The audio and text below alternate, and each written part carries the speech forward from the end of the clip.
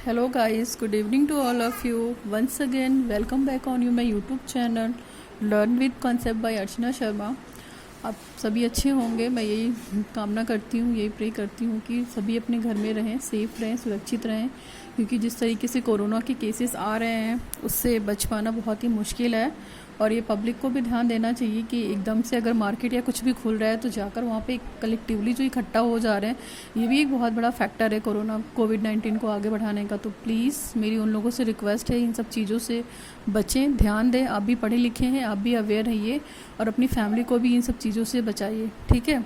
Now हम बात करते हैं अपने टॉपिक की कि हम कोर्स 2 की सीरीज़ कंटिन्यू करा रहे थे, तो उसमें हम पढ़ रहे थे, बहुत सारे कंटेम्प्रेरी इश्यूज़ वगैरह पढ़ लिए थे। अभी हम बात करते हैं, हमारी अनदर यूनिट एक है constitutional understanding of the constitutional values related to the aims of educational in context. तो हमें जाहिर सी बात है कि कॉन्स्टिट्यूशन से समझ के मतलब कि आपको क्या पढ़ना है, भारत का संविधान पढ़ना है और उसकी शिक्षा पढ़नी है कि भारत के संविधान की हिस्ट्री क्या है, मीनिंग क्या है, ठीक है। और हम उसमें प्रीएम्बल भी पढ़ेंगे, देखा जाए तो प्रीएम्बल के बाद फंडामेंटल राइट्स एंड ड्यूटीज़ भी पढ़ेंगे, इसके बाद डीपीएस भी पढ़ेंगे, इट मीन्स डायरेक्टिव, ठीक है। डायरेक्टिव प्रिंसिपल्स वगैरह जो हैं उसमें नीति निर्देशक तत्व जिसको बोलते हैं हम डायरेक्टिव एलिमेंट, ठीक है। तो वो जो स्टेट लेवल की हमारी डायरेक्टिव एलिमेंट पॉलिसी होगी उसको पढ़ेंगे हम। तो ये सारी चीज़ें इसके अंतर्गत आती हैं, डीपीएसपी वगैरह भी। तो अभी हम आज का टॉपिक कंटिन्यू करते हैं। तो हम सबसे पहले कोशिश करते हैं, ये सारी चीज़ें पढ़ने से पहले प्रीएम्बल को समझने की कोशिश करते हैं कि इंडियन प्रीएम्बल है क्या। तो आज का जो टॉपिक है हमारा प्रीएम्बल ऑफ इंडियन कॉन्स्टिट्यूशन, यानी कि भारतीय संविधान की प्रस्तावना, या आप इंट्रोडक्शन भी बोल सकते हैं इन द सेंस कि क्या है, और इसके बारे में ही डिटेल पढ़ेंगे। तो आपको तो पता है कि मतलब देखा जाए तो भारत जो है किसी भी राष्ट्र की मतलब शासन व्यवस्था को प्रॉपर चलाने के लिए आपको पता है कि कॉन्स्टिट्यूशन बनना ही चाहिए, ठीक है। कॉन्स्टिट्यूशन राष्ट्र का वह मतलब एक तरीके से बोल सकते हैं आप रास्ता या वे होता है जिससे क्या होता है, जिससे अपने राष्ट्र के लिए चुनता है कि हमारा राष्ट्र इन पेपर के बेसिस पे जो इस पेपर्स में बात की गई है उनके डेवलपमेंट के रिगार्डिंग, जो पब्लिक वहाँ रह रही है, जो पीपल वहाँ रह रहे हैं, तो उनके राइट्स के बारे में बात करें, उनके फंडामेंटल राइट्स के बारे में बात करें। तो ये सारी बातें कहाँ होती हैं, हमारे कॉन्स्टिट्यूशन में होती हैं, और पर्टिकुलर उनका ऑब्जेक्टिव होता है, आपको ये भी पता है, ठीक है। तो हमारा जो कॉन्स्टिट्यूशन है आपको पता है डेमोक्रेटिक है, ठीक है। डेमोक्रेटिक इन द सेंस कि डेमोक्रेटिक भी है, रिपब्लिक भी है, यानी कि यहाँ पे जो शासन है वो जनता का शासन है, जनता के लिए, जनता का शासन है, जनता के लिए है, जनता के द्वारा है। तो यहाँ पे पर्टिकुलर किसी धर्म की बात नहीं कही गई है, पर्टिकुलर किसी कास्ट की बात नहीं की गई, पर्टिकुलर किसी कल्चर की बात नहीं कही गई है।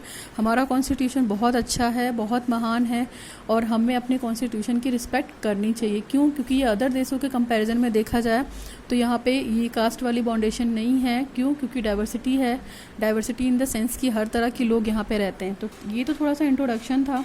आपको बता दें, बिफोर इंडिपेंडेंस हमारा देश जब अंग्रेज़ों की मतलब गुलाम था, तो उस समय बहुत सारे नियम लागू तो होते थे, कॉन्स्टिट्यूशन बना तो था, वो सारी चीज़ें थी, लेकिन उनका प्रॉपर वे में डायरेक्शन नहीं हो पा रहा था।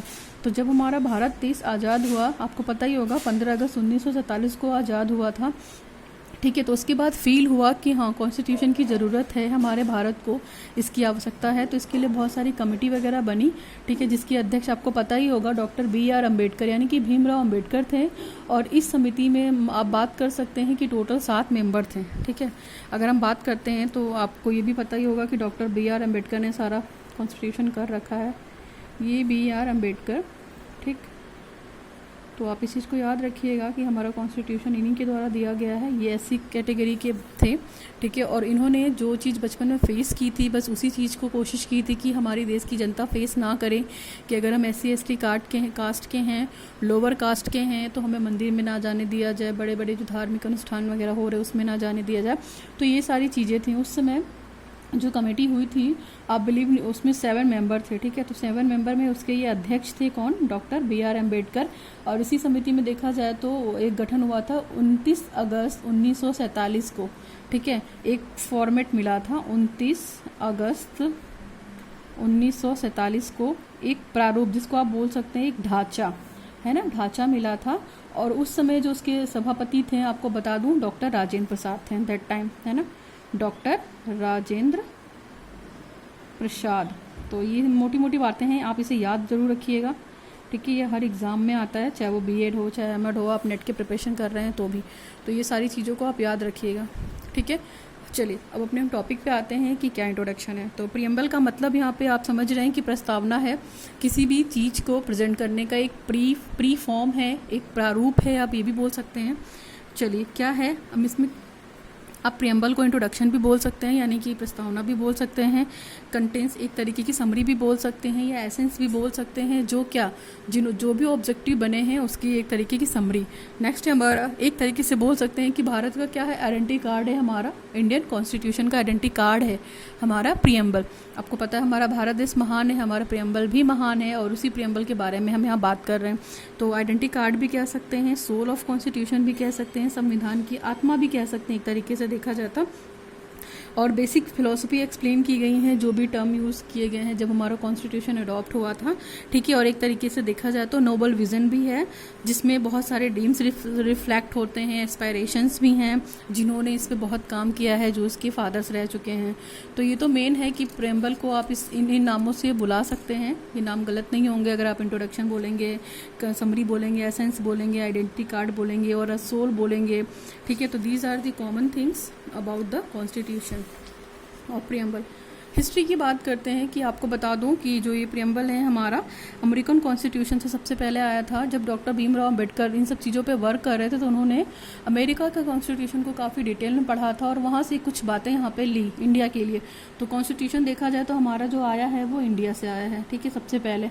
उसके बाद फिर नेक्स्ट बात की जाएगी तो अमेरिकन कॉन्स्टिट्यूशन वाज फर्स्ट। तो सबसे पहले अमेरिकन कॉन्स्टिट्यूशन के हिसाब से उसकी हिस्ट्री आई। नेक्स्ट है हमारा based on the objective revolution, और जो हमारा कॉन्स्टिट्यूशन बेस्ड है वो किस पे बेस्ड है, ऑब्जेक्टिव रिवोल्यूशन, यानी कि जो हमने ऑब्जेक्टिव या उद्देश्य बनाए थे उसकी क्रांति थी। और ये कब प्रेजेंट किया आया था, ये 13 दिसंबर से ले 13 दिसंबर 1946 टू 22 जनवरी 1947। डेट आई रिपीट इट, 13 दिसंबर टू 1946 टू 22 जनवरी 1947। और इसका जो ड्राफ्ट पेश किया था किसने किया था, पंडित जवाहरलाल नेहरू ने किया था। तो ये जो ड्राफ्टिंग की गई थी कॉन्स्टिट्यूशन की, ये किसके, जेएल नेहरू के द्वारा की गई थी। और आपको बता दें कॉन्स्टिट्यूशन को बनने में 2 साल 11 महीने 18 दिन का हार्ड वर्क लगा था। 2 years 11 month and 18 days of hard work made. Constitution made होने में या बनने में इतना टाइम लगा था, ठीक है। और ये they prepared the Indian constitution of India, और उन्होंने इंडिया का कॉन्स्टिट्यूशन प्रिपेयर किया था। और ये अडॉप्ट कब किया गया था असेंबली में, adopted by the assembly on 26 November 1949।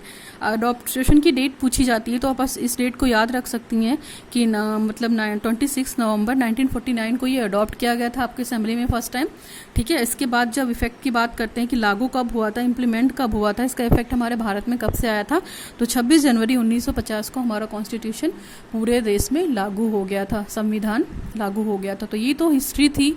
I hope आपको समझ में आ रहा होगा। थोड़ा सा ये इकोनॉमिक्स का भी पार्ट है, इसमें पॉलिटिक्स का भी पार्ट है, तो टाइम लगता है, पेशेंस के साथ पढ़िए, समझ में आएगा, ठीक है। और इस टॉपिक को एक सीरीज में और एक टॉपिक में कंटिन्यू नहीं कर सकते, इसमें 3-4 टॉपिक बनेंगे। चलिए, मैंने वहाँ पे जो पीछे वाले पेज पे बात की है, थोड़ा सा इससे पहले मैंने जो आपको बोला है, here is the preamble, the word preamble is the introduction of the constitution. मोटा मोटा आप याद रख सकते हैं। और एक तरीके से टोन भी बोल सकते हैं, टोन इन द सेंस की लैंग्वेज या भाषा, टोन ऑफ द कॉन्स्टिट्यूशन। तो अगर ये वर्ड भी बोलेंगे तो ये गलत नहीं होगा। दूसरी चीज़, ये ड्रीम थी, ये एस्पायरेशन था जिन्होंने इसको बनाने में इसकी मदद की, ठीक है। तो that is more about the preamble. Preamble के बाद अब हम बात करते हैं कि हमारा प्रियम्बल था कैसा, ठीक है, उसका फॉर्मेट क्या था और कैसे आया। तो देखिए, जो ये पेज है पूरा, इसको आपको एज इट इज़ याद करना है। यही प्रियम्बल है जो हमारा आज की डेट में लागू है, और ये डिज़ाइन किया गया था बेहर राम मनोहर सिन्हा, ठीक है। आप इसे याद रखिएगा, प्रियम्बल का जो डिज़ाइन हुआ किया था बेहर राम मनोहर सिन्हा, BEOHAR, राम मनोहर सिन्हा, ठीक है। और करेंट टाइम में हमारा यही प्रियम्बल है, ठीक है। और एज इट इज़ ही इसको हम याद करते हैं और एज इट इज़ ही लिखते हैं, क्योंकि इसमें बहुत सारे कीवर्ड्स हैं। और बता दूं कि जो ये जो 42 अमेंडमेंट इन 1976 में हुआ था, बस वही एक लास्ट अमेंडमेंट है प्रियम्बल में हमारे, उसके बाद कोई चेंजेस नहीं हुआ है, ठीक है। तो एक ही बार हुआ है, वो कब हुआ है, वो डेट आपको याद रखनी है, 1976 में, ठीक है। एक बार मतलब 42 अमेंडमेंट में 42 अमेंडमेंट था और सन क्या था 1976। बस एक यही अमेंडमेंट हुआ है हमारे इंडियन कॉन्स्टिट्यूशन में अब तक, ठीक है, और एक ही बार हुआ है, तो इस चीज़ को आप याद रखिएगा। नाउ ये पूरा फॉर्मेट है, मैं आप पढ़ दे रही हूँ और इसके बाद आपको कोशिश करूँगी कि इन सारे वर्ड्स को अच्छे से डिटेल में बता दूँ ताकि आपको दिक्कत भी ना हो और आप इजी पढ़ सकें। तो सबसे पहले जो प्रेम्बल का फॉर्मेट था जब पढ़ा गया था, we the people of India having solemnly resolved to the constitution India into the sovereign socialist secular democratic republic, ठीक है, sovereign socialist secular democratic republic. आपको ये सारे वर्ड्स की मीनिंग आने चाहिए जो यहाँ पे पढ़ा जा रहा, and secure to all its citizen, ठीक है। Next, justice social economic and political, liberty of thoughts, expressions, belief, faith and worship. Next, equality of status and equality of states and of opportunity and to promote among them all. Next, fraternity, assuring the dignity of the individual and the unity and integrity of the nation. तो ये as it is format है इसका provision का, preamble का बोल सकते हैं, constitution हमारे इंडिया का। तो आप इसको एज इट इज़ याद रखिएगा और इसका शॉर्ट में अगर आप याद करना चाहें तो आप देख सकते हैं, मैं यहाँ पे आपको बता दे रही हूँ। देखिए पहली लाइन से अगर आपका निकलेगा, अगर आप देख पा रहे हैं तो as you can see that now इन कोशिश है SO, सबसे पहले SO, सो आप ऐसे याद रखिएगा, सो फिर C, फिर डॉक्टर DR, डॉक्टर से याद रखिएगा, JLEF। तो ये एक शॉर्ट में है, आप चाहें तो इसको ऐसे याद कर सकते हैं, ठीक है। मैं एक बार और रिपीट कर दे रही हूँ, so it means sovereign, so it means socialist, ठीक है, और SC it means secular, D for democratic, R for Republic, ठीक है। ये शॉर्ट ट्रिक है, ठीक है, आप इस ट्रिक के माध्यम से इस चीज़ को याद रख सकते हैं तो भूलेंगे नहीं। सो SEDR, D फॉर डेमोक्रेटिक है, R फॉर रिपब्लिक है, अब पता है, J फॉर जस्टिस है, लिबर्टी है, इक्वलिटी है, लास्ट में फ्रेटर्निटी है, ठीक है। तो आप इसको इस ट्रिक के माध्यम से याद कर सकते हैं, सो SEDRJLEF। तो आई होप आपको ये क्लियर होगा और आपको ये एज इट इज़ याद रखना है, इसमें कुछ भी ऊपर नीचे नहीं करना है, वर्ड टू वर्ड ईजिली याद हो जाएगा, कोई प्रॉब्लम नहीं है।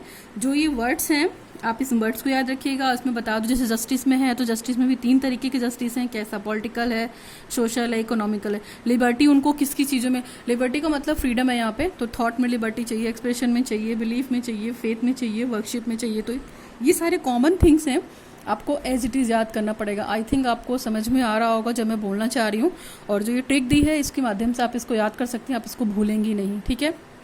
नाउ और एक चीज़ और बता दूं, इसके बाद जो हमारे कीवर्ड्स आएंगे, जो कंपोनेंट आएंगे, उसको भी हम थोड़ा डिस्कस करने की कोशिश करते हैं। तो अभी मैं थोड़ा सा इनको पार्ट्स में पढ़ाऊंगी तो आपको कन्फ्यूज़न क्लियर हो जाएगा, ठीक है, दूर हो जाएगा कन्फ्यूज़न, आपको कोई भी डाउट नहीं रहेगा। तो आई थिंक आपको प्रियम्बल समझ में आया होगा कि प्रियम्बल क्या है, ठीक। नेक्स्ट है, आपको बता दूं कि ये प्रियम्बल हमारे कॉन्स्टिट्यूशन में कब अडॉप्ट किया गया था, ये डेट पूछी जाती है और ये इम्पॉर्टेंट भी है। तो आप इसे देखिए ज़रा एक बार। इन आवर कॉन्स्टिट्यूएंट, मैं इसलिए थोड़ा स्लो पढ़ाने की कोशिश कर रही हूँ कि टॉपिक इम्पॉर्टेंट भी है और थोड़ा टफ भी पड़ता है। In our constituent assembly this 26 day of November 1949, ठीक है, ये कॉन्स्टिट्यूएंट में प्रेजेंट किया गया था और कॉन्स्टिट्यूएंट ने इसे अडॉप्ट कर दिया था। हेयर बाई अडॉप्ट, ठीक है, enact and give to our self the Indian constitution 1। तो उसी समय पे इसको अडॉप्ट कर दिया गया था और हमारे भारत को दे दिया गया था कि ये हमारे भारत का कॉन्स्टिट्यूशन है, ठीक है। तो आप इस डेट को याद रखिएगा, 26 नवंबर 1949, और इसके बाद इंडिया में 26 जनवरी 1950 को इम्प्लीमेंट भी हो गया था ओवरऑल। तो ये पूरा प्रेजेंटेशन था आपका, किसका, प्रियम्बल का फॉर्मेट था। नाउ कंपोनेंट की बात करते हैं। कंपोनेंट में 4 कंपोनेंट हैं यहाँ पे। सबसे पहला कंपोनेंट पढ़ते हैं, source of authority of the constitution. The preamble states that the constitution derives it's authority from the people of India. देखिए कॉन्स्टिट्यूशन के 4 कंपोनेंट है और मोटे मोटे इन कंपोनेंट को याद रखिएगा कि जो अथॉरिटी है, तो अगर ये कंपोनेंट आपको एज इट इज़ लर्न करना पड़ेगा। कंपोनेंट में ये है कि जो अथॉरिटी का सोर्स है कॉन्स्टिट्यूशन, ठीक है। तो उसकी प्रस्तावना का जो नेचर है वो अथॉरिटेटिव है, ठीक है, from the people of India. India को ये राइट्स दे दिया गया है कि वो उनकी लाइफ पे उनका अपना अधिकार है, ठीक है, वो किसी की मर्जी से लाइफ नहीं जी सकते। नेक्स्ट है हमारा nature of Indian state. Indian state का नेचर क्या है आपको बता दें। इट डिक्लेयर्स, मैंने पहले ही बोला था कि इंडिया डेमोक्रेटिक कंट्री है, रिपब्लिक कंट्री है, तो अन्य देशों से काफ़ी भिन्न है। और यहाँ का शासन, एडमिनिस्ट्रेशन आप बोल सकते हैं, in comparison to out of India बहुत अच्छा है, ठीक है। पर्टिकुलर सभी के लिए फ्लेक्सिबल है, स्मूथ है, आप इजी अपनी लाइफ को यहाँ सर्वाइव कर सकते हैं, इतने सारे बाउंडेशंस और रूल्स रेगुलेशन नहीं हैं, ठीक है। नेचर ऑफ इंडियन कॉन्स्टिट्यूशन, यानी कि उसके नेचर और प्रकृति की बात करते हैं तो it declares India to be sovereign, ठीक है। सोवरेन का मतलब आपको पता है यहाँ पे कि संपूर्ण प्रभुता संपन्न, यानी आपका ही है सब कुछ। सेक्युलर का मतलब आपको बता दें, ठीक है, समाजवादी या जो भी समाज में रह रहे हैं, ठीक है। तो सोवरेन का मतलब हो गया यहाँ पे संपूर्ण प्रभुत्व संपन्न, सेक्युलर का मतलब समाजवादी, और डेमोक्रेटिक का मतलब कि जो चीज़ आप डेमोक्रेटिक के हिसाब से आप लोकतांत्रिक समझ सकते हैं, और सेक्युलर का मतलब यहाँ पे धर्मनिरपेक्षता। तो सोवरेन और उसका मतलब पता हो गया। तो इस तरीके की कंट्री है, ये उसका नेचर है कि आपको अगर बोला जा रहा है कि हम, जिससे हमारा कॉन्स्टिट्यूशन प्रियम्बल लिखा हुआ था कि हम भारत के लोग भारत को, ठीक है, अगर देखा जाए तो हम भारत के लोग भारत को संपूर्ण, ठीक है, भारत को संपूर्ण प्रभुत्व संपन्न समाजवादी एवं धर्मनिरपेक्ष और लोकतांत्रिक गणराज्य बनाने के लिए उनके समस्त नागरिकों को, ठीक है, समस्त नागरिकों को आर्थिक, सामाजिक और राजनैतिक न्याय दिलाने की बात करते हैं, ठीक है। और अगर देखा जाए तो स्वतंत्रता में, उनके विचारों में, ठीक है, उनकी उपासना में, उनके प्रतिष्ठा में, या जो उनका विश्वास है या जो उनकी पूजा है, इन सब के लिए भी हम उनको फ्री करते हैं, ठीक है। इसके बाद भारत की जो पर्टिकुलर गरिमा और राष्ट्र की एकता, अखंडता है, उसकी बंधुत्वता को बढ़ाने के लिए क्या है, डिटरमाइंड है, दृढ़ संकल्प है, ठीक है। तो आज की डेट में अगर हम बात करते हैं 26 जनवरी 1949, 26 नवंबर 1949 में इस चीज़ को पूरी तरीके से अधिनियम, या आप बोल सकते हैं किसको, आत्मसर्पित कर दिया गया था। तो ये इसका मीनिंग है, नेचर है इसका। आप इसका ये नेचर आपको याद करना पड़ेगा, sovereign, secular, democratic and Republic political. दूसरा कंपोनेंट है ये। तीसरे कंपोनेंट की बात करते हैं हम। तीसरे कंपोनेंट में देखिए हमारा क्या है, ऑब्जेक्टिव ऑफ द कॉन्स्टिट्यूशन। तो उसके उद्देश्य क्या थे, it specify the justice, liberty, equality. Justice का मतलब सभी को न्याय मिलेगा, लिबर्टी का मतलब सबको स्वतंत्रता मिलेगी, इक्वलिटी का मतलब यहाँ पे समानता हो जाएगी, and fraternity as the objective. Fraternity in the sense की भ्रातृत्व की भावना आ जाएगी, या जो वो भावना है वो भावना आ जाएगी, ठीक है, विश्व बंधुत्व की भावना आ जाएगी। नेक्स्ट है हमारा date of adoption of the constitution. It stipulates November 26, 1949 as the date.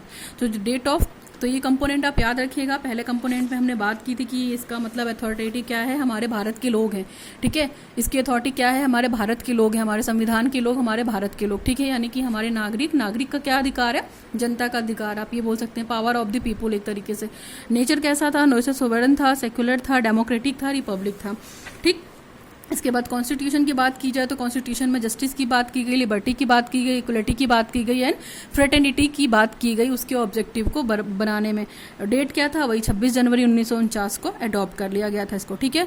तो आज के लिए हम इतना ही पढ़ते हैं इस कॉन्स्टिट्यूशन में। तो आपको मैंने प्रियम्बल का फॉर्मेट बता दिया, प्रियम्बल के कंपोनेंट बता दिए, प्रियम्बल का हिस्ट्री बता दिया, और उसका इंट्रोडक्शन भी दे दिया कि प्रियम्बल क्या है। तो that is more all about the preamble of Indian constitution. आपको कुछ भी दिक्कत है इसमें तो आप मुझसे कमेंट सेक्शन में कमेंट करके पूछ सकते हैं। अगर आपको वीडियो अच्छा लगा हो तो प्लीज़ लाइक कीजिए, शेयर कीजिए, सब्सक्राइब कीजिए मेरे चैनल को learn with concept bye Archana Sharma. Thanks for watching the video.